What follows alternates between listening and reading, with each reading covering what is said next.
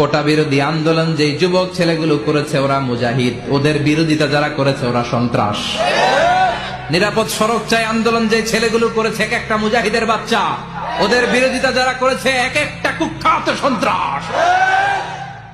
এজন্য হকের পক্ষে যারা থাকবে, ইসলামের পক্ষে যারা থাকবে, ন্যায় নীতি সাম্যের পক্ষে যারা থাকবে তারা মুজাহিদ।